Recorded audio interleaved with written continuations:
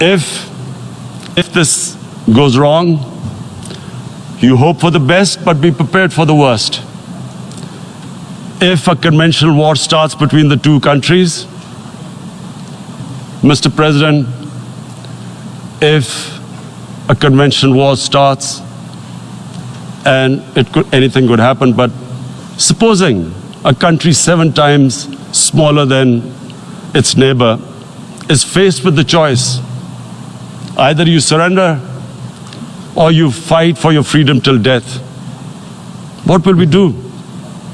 I ask myself this question. And my belief is, La ilaha illallah, there is no God but one. And we will fight. And when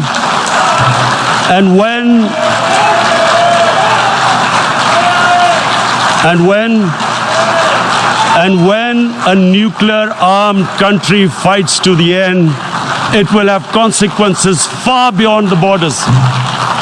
It will have consequences for the world, which is why I repeat I'm here. Because I'm warning you, it's not a threat. It's a fair worry that where are we headed? And I've come here to tell the UN, you've got to, this is a test for the United Nations. You are the one who guaranteed the people of Kashmir the right of self-determination. They are suffering because of that. And this is the time. This is the time not to appease like in 1939 appeasement took place. This is the time to take action.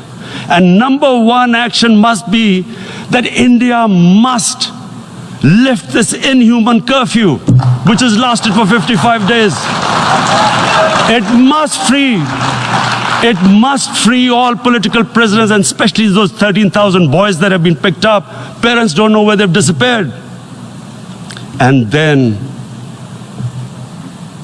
the world community must give the people of Kashmir the right of self-determination. Thank you.